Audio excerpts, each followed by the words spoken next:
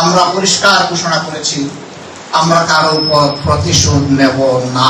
আপনারা সাক্ষী, 15.5 বছর একটি দলের উপর যেরকম জুলুম করা হয়েছে, বাংলাদেশের অন্য কোন দলের উপর সেই জুলুম করা হয়নি। দলটার নাম হচ্ছে বাংলাদেশ জামাত ইসলামী। 1-2 করে 11 জন দায়িত্বশীল শীর্ষ নেতাকে অত্যন্ত ঠান্ডা মাথায় বিচারের নামে জুলুম করে তাদেরকে হত্যা করা হয়েছে। আমাদের শত শত কর্মীকে খুন করা হয়েছে। আল্লাহ তাআলার দরবারে দোয়া করি, আল্লাহ তাদেরকে শহীদ হিসাবে কবুল করুন। আমাদের হাজার হাজার কর্মীকে পঙ্গু করা হয়েছে, 2 নয়ন তুলে দেওয়া হয়েছে, গুলি করে অন্ধ করে ফেলা হয়েছে, হাত কেটে ফেলা হয়েছে, পা কেটে ফেলা হয়েছে।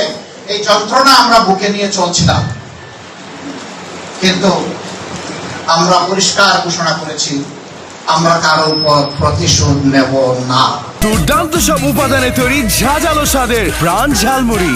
এই ঝাঁজ সেই ঝাঁজ।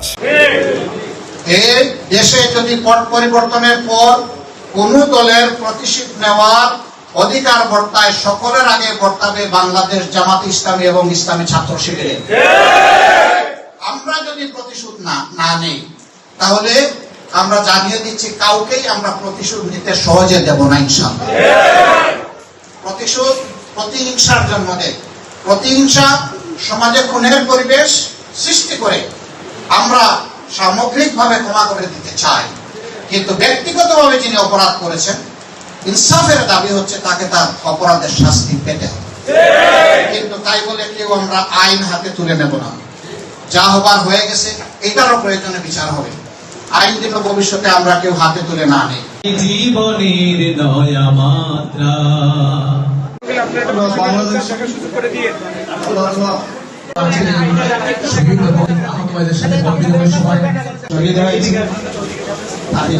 বিনিময় করার জন্য অডিয়েন্সকে একটু দেখা শুরু করে দেন।